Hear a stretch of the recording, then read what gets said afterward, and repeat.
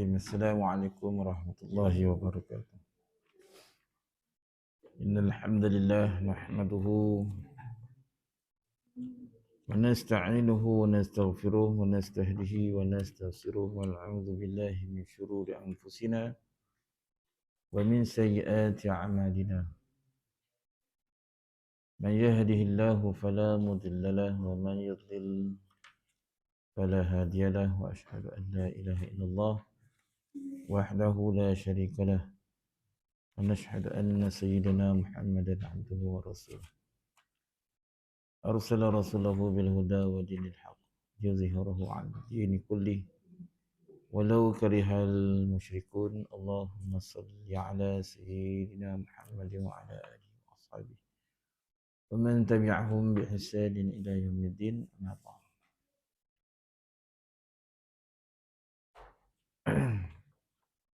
Yang berusaha pihak pengurusan Surau Seri Batu Ampar, Tuan Haji Yahya dan juga ahli jawatan kuasa Tuan Bilal, Pak Din, tuan-tuan dan perempuan, ayah ibu yang dirahmati Allah Subhanahu wa taala. Alhamdulillah summa alhamdulillah. Masih lagi Allah Subhanahu wa taala kurniakan kekuatan, taufik dan hidayah pada kita kerana dipermudahkan urusan, beri kita al-afiyahnya, kesejahteraan. Dalam keadaan pada hari ini juga ada di kalangan saudara-saudara kita, sahabat handai kita diuji dengan beberapa bencana alam. Namun itulah ujian yang Allah Ta'ala kurniakan, telah takdirkan kepada mereka, tidak-tidak kepada kita ini yang menjadi muhasabah, supaya kita meletakkan diri kita di dalam ketaatan pada perintah-perintah Allah Subhanahu Wa Ta'ala dalam keadaan apa jua sekalipun. Jadi kita bersyukurlah dengan nikmat yang Allah Ta'ala kurniakan.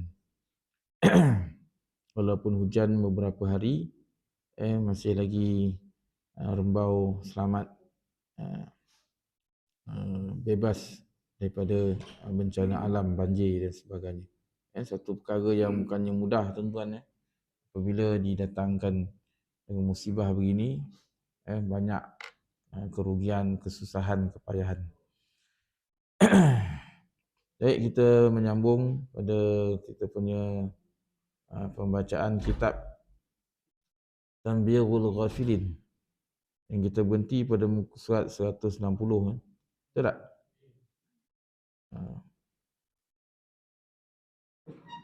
Pada Huzaifah bin Al-Yaman. Huzaifah bin Al-Yaman radhiyallahu anhu berkata, dahulu di masa Rasulullah sallallahu alaihi wasallam itu ada kalanya seorang mengucapkan sepatah kata dapat menjadi munafik. Dan kini saya mendengar kalimah itu keluar dari kamu dalam sehari 10 kali, yakni kamu tidak hirau terhadap kalimah itu dan menganggap remeh, iaitu seperti berdusta yang telah dijelaskan bahawa itu tanda munafik. Sebagaimana kita pernah beritahu tentang munafik akhir zaman yang ada pada kita ni, dari segi apa? Dari segi amalinya, kan? Dari segi dia punya bukanlah dari segi apa? Intiqadnya. Yang i'tiqad, bukannya i'tiqad. Janganlah pula kita cepat-cepatlah kita menuduh, kan. Memanglah itu tanda-tanda munafik yang disebut, yang kita dah melalui sebelum-sebelum ni, kan. Bila bercakap dusta, bila dia amanah, khianat, kan. Bila berjanji, mungkin janji. Itu di antara sifat orang munafik, kan. Jadi munafik ni tidak ada bahagian dalam syurga, kan. Sebab apa? Sebab depan dia ataupun kita berhadapan dengan dia nampak elok, tetapi di dalam hati tu, kan, kufur kepada Allah Subhanahu Wa Taala. Sebab tu Huzaifah di antara sahibus sirri. Seorang sahabat ni menyimpan rahsia senarai munafik. Walaupun berapa kali diminta oleh Sayyidina Umar untuk menyenaraikan, tak boleh. Inilah dia sahabat. Kan? Cuma dapatlah Sayyidina Umar buat intipan tanda-tanda. Bila sebut tanda-tanda tu, maka rupanya ada di dalam kabinet ketika tu orang munafik, maka dia telah dipecat. Ada Ada tak? Lain ke buku surat? Tak sama. Ni dekat ni dekat Uzaifah. Tajuk larangan berdusta. Larangan berdusta. Kita dah habis sampai nombor 6. Cuma kita ambil sikit lah, atas sikit. Kalau tidak kan kita terus baca ni. Maka munafik yang disebut mungkin pada akhir-akhir kurun ini kan, tapi zaman ni pun zaman sahabat lagi. Kan zaman sahabat. Cuma ketika tu Uzaifah bagi tahu kalaulah zaman Rasulullah dulu, satu perkataan dia cakap ni dah jadi munafik dah. Ini zaman ketika ini, maknanya ketika Rasulullah dah wafat, lebih kurang 10 kali perkataan ni yang kau ucapkan, maknanya kalau zaman Rasulullah tu memang dah habis munafik lah. Jadi kita berhati-hatilah dalam percakapan kita supaya tidak tergolong di antara sifat-sifat munafik. Dari segi amaliahnya lah. Ni perbuatan orang munafik.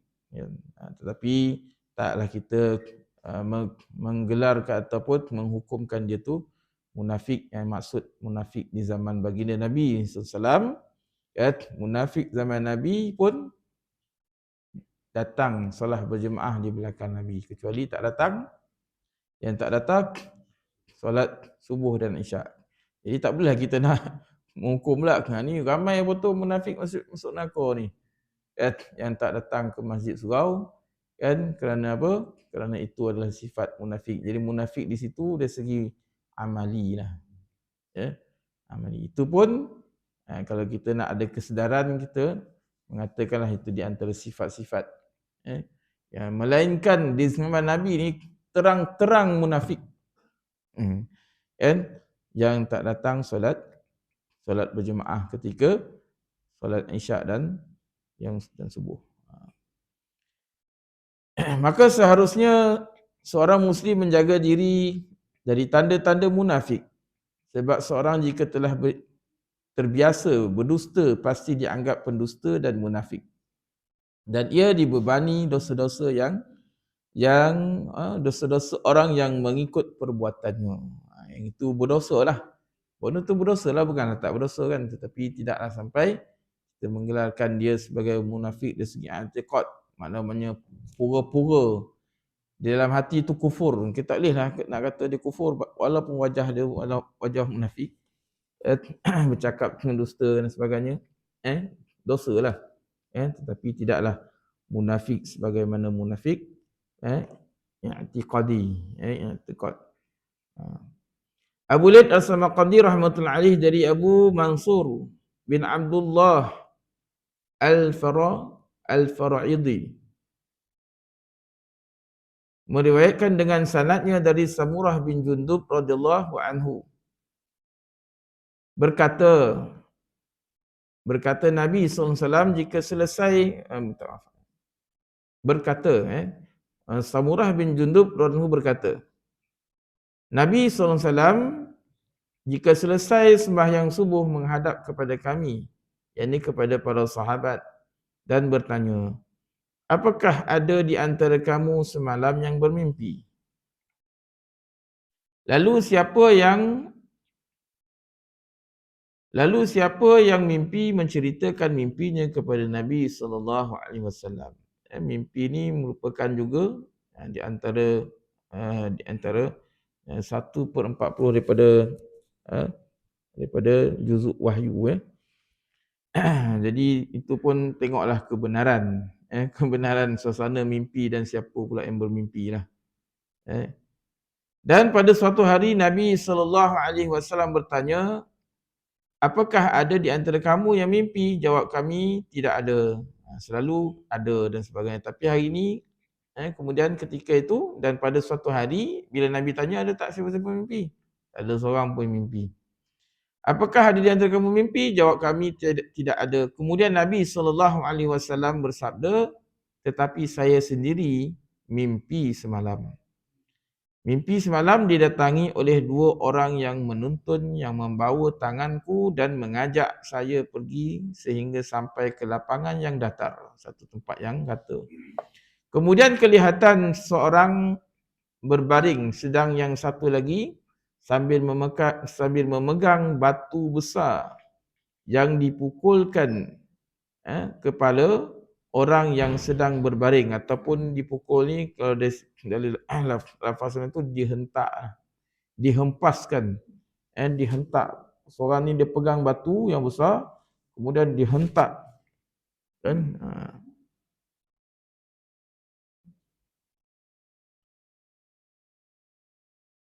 Kepala orang yang sedang berbaring itu sehingga hancur remuk kepalanya dan terguling batunya. Batu tu dibuatkan terpelanting. Terpelanting ataupun terguling. Kemudian diambil kembali batu itu dan kembali dipukulkan kepada orang yang berbaring itu.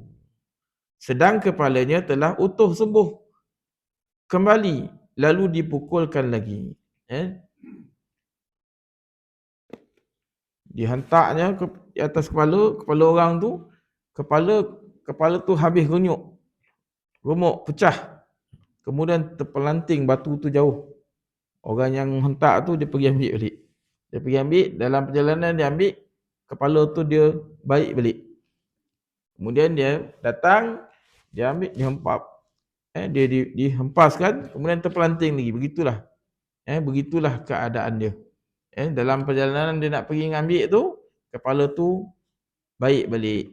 Itu dia menunjukkan satu penyiksaan yang diulang. Saya berkata, subhanallah, apakah ini? Kata Rasulullah. Maka Rasulullah tanyalah, apakah ini? Tetapi kedua orang itu berkata, ayuh jalan terus, teruskan perjalanan. Maka berjumpa orang yang terlentang, sedang yang satunya berdiri dengan gantungan besi di tangannya. Cangkuk besi. Seorang baring, seorang berdiri. Kan? Dalam orang yang berdiri itu, di sisi tangan dia ada cangkuk daripada besi lah. Kan? Yang digunakan untuk mengoyak pipinya dan ditarik sehingga ke belakang. Ditarik yang pipi ni, pipi ni ditarik sampai ke belakang. Kemudian yang di sebelah kiri, dan kembali lagi ke kanan setelah kembali semula. Lalu dirobeknya kembali dan begitulah seterusnya. Dia pergi ke sebelah kiri ni dah robek. Lepas tu dia pergi pula sebelah kiri, kan. Lepas tu pergi sebelah kanan, dia tarik yang kiri pula elok. Kan? Kemudian dah tarik sebelah kanan, dia pergi belah kiri, kanan pula elok. Begitulah seterusnya. Allahu Akbar. Saya berkata, subhanallah, apakah itu? Kedua orang itu mengajak saya terus berjalan. Teruskan, tak cerita pun. Apakah tanda-tandanya. Jadi teruskan perjalanan. Ini lebih kurang lah seperti mana? Seperti malam Isra' kan? Malam Isra'. Sehingga melihat bangunan yang atasnya seperti dapur. Ataupun dipanggil apa? Tanur lah. Dapur, kalau di dalam riwayat lain ataupun lafaz yang lain dalam satu hadis yang begitu panjang juga, dia seperti dapur ni, dapur pembakar roti. Kan? Makan roti, tempayan roti ni. Kan, kalau pernah tengok apa, buat apa roti tempayan tu kan. Ulang-ulang tu pam macam tu kan. Letak macam tu kan. Kan. Kat mana tu? Roti nan kan, roti nan lah. Ya. Jadi seperti dapur, sedang bahagian bawahnya luas, bila ditinjau rupanya dalam tu dalam tu luaslah. Rupanya ada orang, nanti kita baca lah. Saya nak cerita pula kan. Ketika saya melihat tiba-tiba di dalamnya campur lelaki perempuan, maka bila terasa ada wap api dari bawah mereka naik. Kemudian jika sudah berada berkurang turun kembali.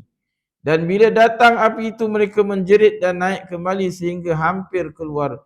Kemudian jika berasa sudah padam kembali ke bawah, saya pun berkata, Subhanallah, apakah ini? Satu keadaan, ya, rupanya dapur tu dapur memanggang manusia, kan? Dapur yang menyeksa manusia, yang di dalamnya ada api, kan? Api tu dia menjulang, dia macam menjulang, lepas tu dia turun, menjulang, lepas tu dia turun. Jadi tak kala dia menjulang tu, menjeritlah lelaki perempuan dalam tu, kan? Lepas tu dia kurang, lepas tu reda, lepas tu naik balik. Bila dia api tu naik, dia seolah-olah macam naiklah, kan? Untuk mengelak daripada dibakar. Begitu seksa keadaan. Subhanallah, apakah ini? Dan kedua orang itu berkata, ayuh jalan terus hingga bertemu dengan sungai yang berair merah ataupun sungai darah. Pekat merah tu macam darah. Bagaikan darah sedang di dalam sungai ada orang yang berenang. Dan yang satu di tepi sungai mengumpulkan batu-batu. Apabila yang berenang itu datang membuka mulutnya, dia berenang di laut merah, di laut darah tu. Dia berenang sambil tu dia buka mulut dia. Lepas tu ada orang yang dekat di tebing sungai ni, penuh dengan batu, lalu dimasukkan ke dalam mulutnya batu itu, dicampaknya batu itu ke dalam mulut orang itu, lalu kembali batu-batu itu. Lalu saya pun berkata, Subhanallah, apakah itu? Jawab keduanya, berjalan terus sehingga bertemu dengan seorang yang di sekitarnya api besar. Dan ia mengobar-ngobarkan. Saya berkata, Subhanallah. Dalam riwayat ni, dalam riwayat hadis yang disebut, dalam keadaan orang ni, yang sekitar api besar ni, muka dia tu terlalu hodoh. Lah. Tak senang lah orang tengok, tak cantik lah. Ataupun hodoh yang menakutkan. Kan? Dan ia mengobar-ngobarkannya. Dia memarak-marakkan. Saya berkata, Subhanallah, apakah ini? Kedua orang tu berkata, marilah berjalan terus. Teruskan jalan terus. Sehingga bertemu dengan kebun yang penuh buah dan bunga. Dan di sana ada orang yang agak tinggi. Dan di sekitar orang itu anak-anak yang banyak sekali. Saya pun berkata, Subhanallah, apakah ini? Kedua orang itu berkata, marilah berjalan terus. Tak jawab pun. Semua yang ditengok tu, bila Nabi tanya, tak jawab pun. Teruskan jalan. Maka kami berjalan sehingga bertemu dengan pohon beringin yang besar, tidak ada yang lebih baik daripadanya. Maka kami naik di atasnya. Tiba-tiba ada kota terbangun, terbina satu kota daripada batu, emas dan perak. Batu bata tu daripada emas dan perak. Oh, ini kaya betul ni. Macam mana kaya sekalipun belum ada orang lagi yang boleh buat rumah ni batu bata daripada emas dan perak, kan. Maka kami ketuk pintu kota itu sehingga terbuka, maka kami masuk, maka segera dikeluarkan oleh kedua orang itu. Dan dimasukkan di bangunan yang lebih indah, lebih baik. Dan ketika mata saya melihat ke atas, terlihat bangunan putih bagaikan kaca. Lalu diberitahu, itu rumahnya. Saya bertanya, dapatkah saya masuk ke sana? Jawab keduanya, dia tunjuklah. Maka bila dia tengok, bila Rasulullah tengok, minta maaf dia pula. Apabila Rasulullah lihat, begitu indah, begitu cantik, kan? Begitu mempesonakanlah. Jadi bila dia beritahu itu rumahnya, saya pun bertanya, dapatkah saya masuk ke sana? Kata Rasulullah. Jawab keduanya, sekarang belum dapat, kelak pasti dapat engkau masuk ke dalamnya. Kelak nantilah Rasulullah akan dapat masuk ke atasnya. Lalu saya pun berkata, ini malam ini saya melihat yang ajaib-ajaib, benda yang begitu ajaib. Maka apakah arti semuanya itu? Maka barulah jawab keduanya, adapun orang yang dipukul kepalanya dengan batu, maka itu orang yang mengerti Al-Quran lalu mengabaikannya dan tidak sembahyang fardu. Wa'iyadzubillah. Ini risau ni tuan-tuan. Orang yang tahu hukum makam Al-Quran, mengerti Al-Quran ni bukanlah sekadar membacanya saja, bahkan mengetahuilah tentang perkara-perkara apa yang dilarang, apa yang disuruh oleh Al-Quran, tetapi dia mengabaikannya dan tidak sembahyang fardu. Jadi tuan-tuan, berat juga kita mengambil beratlah tentang solat ni. Ini saya pun berpesan pada diri saya lah. Kita dah solat, selama mana kita solat, jadi sejauh manakah hari ini solat saya, solat kita semua ni dapat menarik khazanah Allah Subhanahu Wa Taala. Orang-orang dahulu solat mereka ni menyelesaikan masalah dunia ni. Benda yang mati boleh hidup. Kering kontang tanah boleh turun hujan disebabkan solat 2 rakaat. Sedang anak yang mati pun boleh hidup. Keldai yang mati hidup dengan berkat apa? Dengan berkat sembahyang mereka. Jadi kita nak sampai macam tu kan. Rasa-rasa tak tahulah kan. Ya. Tapi sekurang-kurang kita benalah sembahyang kita ni dengan cara yang sebaiknya. Bermula dengan rukun-rukun yang kita kenal pasti. Rukun 13. Daripada rukun 13 tu, mana yang fa'li, mana yang qauli, mana yang qalbi. Dia yang paling berat ni rukun qauli lah. Rukun qauli ni dia bacaan. Fatihah, kemudian bacaan tahiyat, angkat takbir tu, Allahu Akbar, kan. Jadi kita perbaikilah, saya pesan banyakkan. Ulama mengatakan untuk kita mendapat hakikat dalam sembahyang.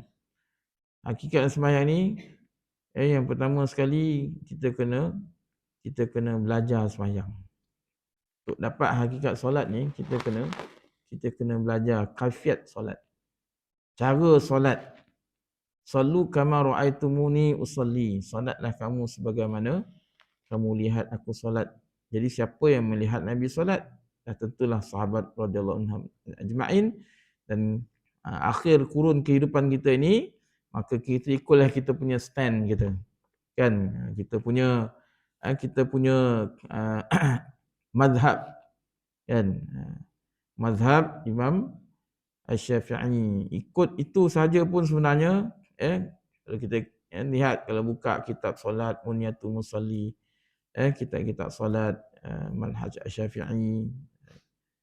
Jadi kita akan nampak bagaimana solat yang ditunjukkan oleh baginda Nabi sallallahu alaihi wasallam. Adapun yang dikoyak pipinya sampai ke belakang, maka itu orang yang membawa berita bohong sehingga tersebar ke mana-mana. Ini macam-macam lah. Bak kata apa? Bak kata apa? Tak pasti jangan kongsi. Macam-macam lah. Akta adalah akta berita apa? Palsu, kan? Berita palsu. Pasal buat akta disebabkan hari ini begitu mudahnya pembohongan disebar. Tak sampai 1 minit apabila kita sebarkan, maka dia boleh tersebar di seluruh alam, di seluruh dunia. Bukan sekadar dekat Malaysia ni. Mana-mana kita duduk sekarang ni, ya, dengan adanya teknologi hari ini, pembohongan telah berleluasa.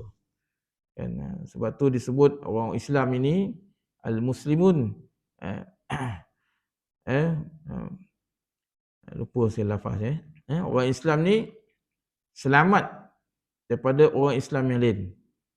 Man salimal muslimuna min yadahi wa lisani, min lisanihi waladihi, daripada lidah dan juga tangan.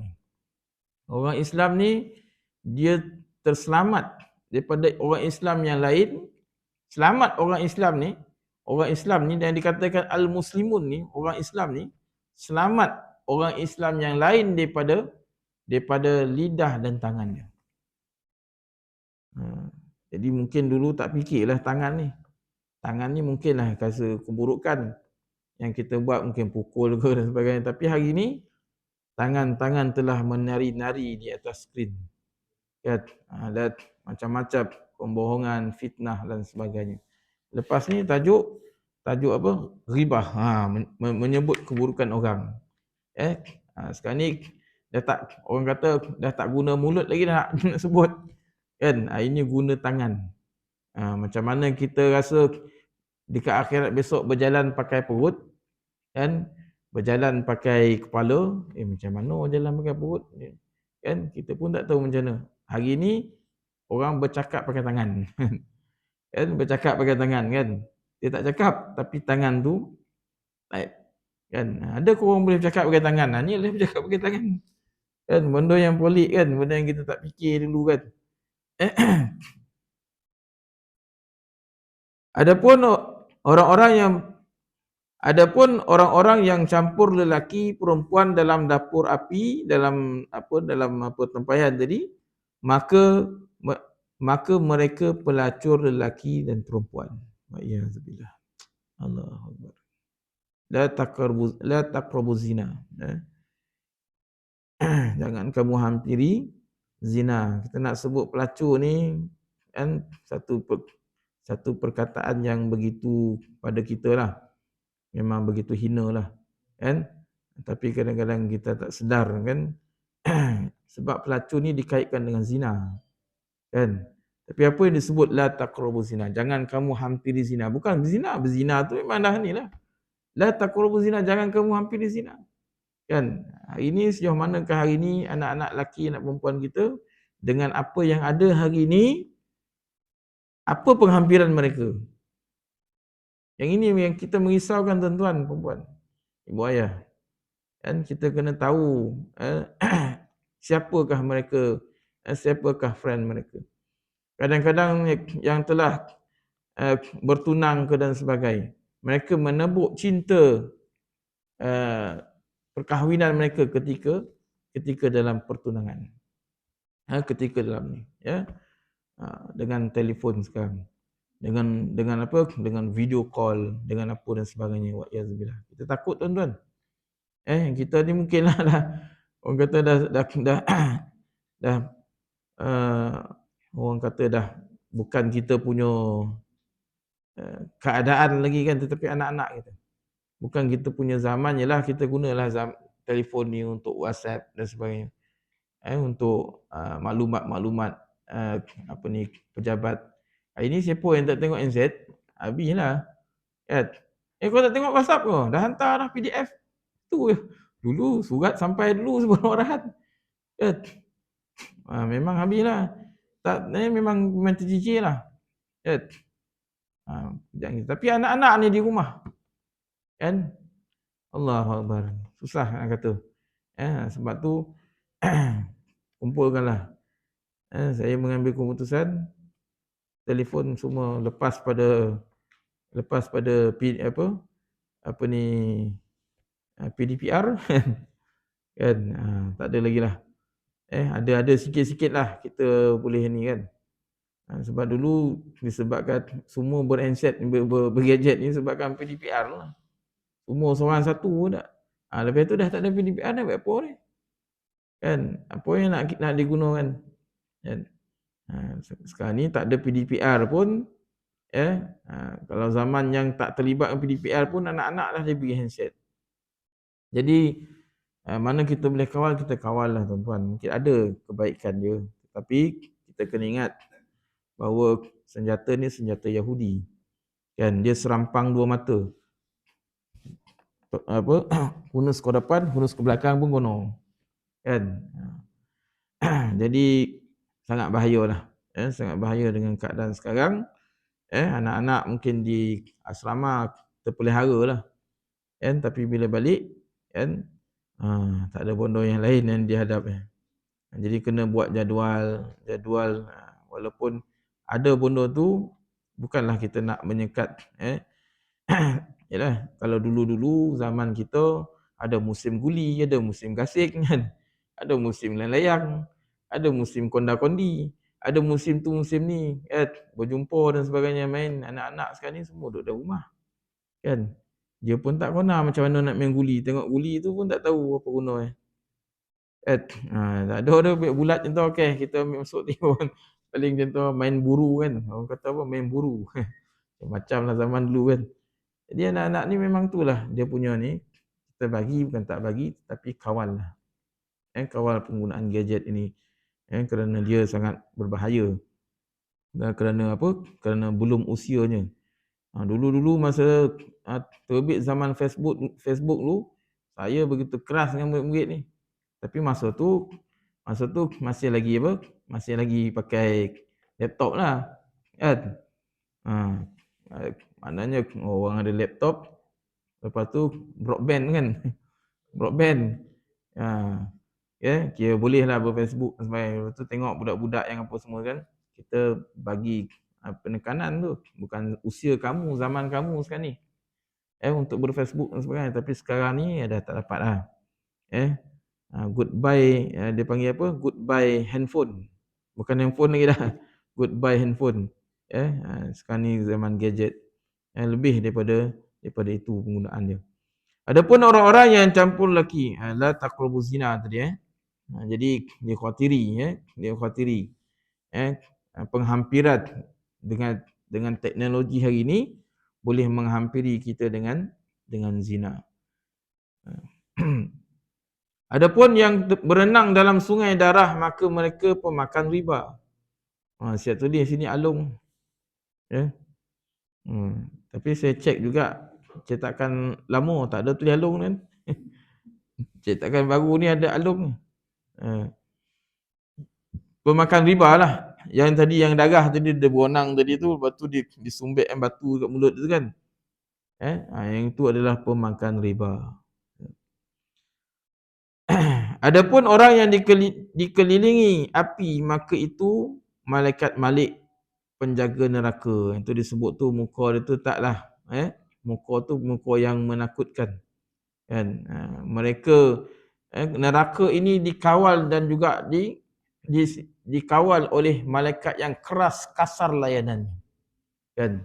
Mereka ni tidak menderhaka kepada Allah, tetapi mereka akan melaksanakan apa yang diperintahkan. Jadi kan, penjaga neraka tak adalah yang cantik-cantik tau. Kan, tak adalah handsome kan. Dah tentulah penjaga neraka ni muka dia tu muka yang gangster lah kan. Kan, yang bongi. Kan, orang jadi apa? Orang jadi penjaga kan, ataupun bonzer kan. Semua orang yang nampak muka memang muka-muka yang menakutkan. Adapun orang yang tinggi di dalam kebun, maka itu Nabi Ibrahim AS dan anak-anak itu ialah anak-anak kecil yang mati dalam fitrah, mati ketika kecil. Adapun rumah yang pertama, maka itu untuk orang-orang yang awam mukminin. Adapun yang satu, maka itu tempat orang yang mati syahid dan saya yakni Jibril dan ini Mikail. Maka ada orang yang bertanya, dan anak-anaknya orang musyrikin.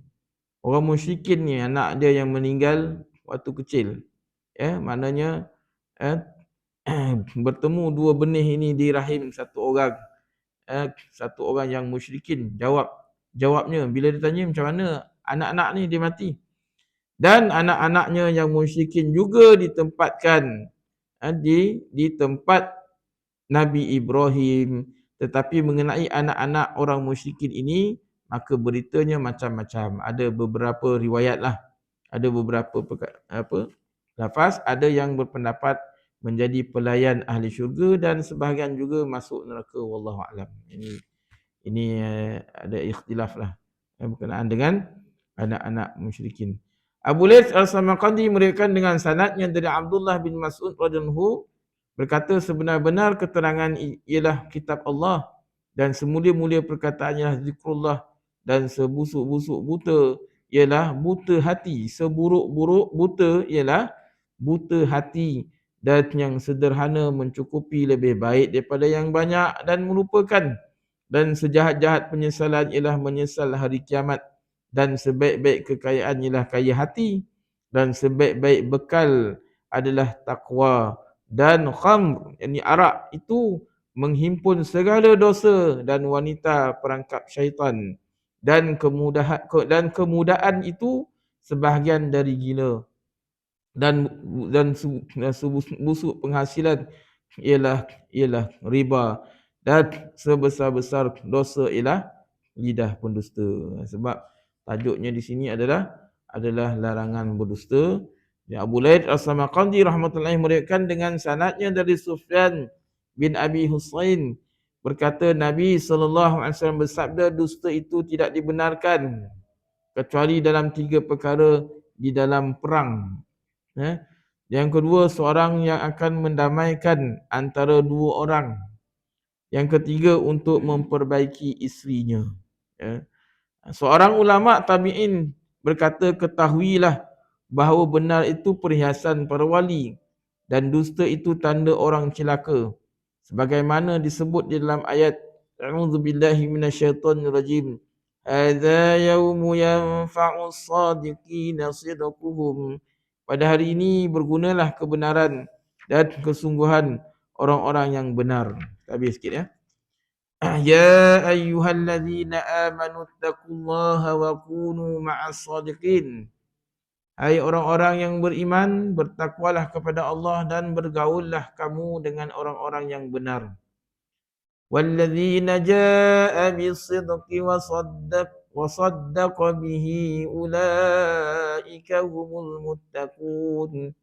Dan orang yang datang membawa kebenaran dan ia sendiri melaksanakan kebenaran itu, merekalah orang-orang yang bertakwa.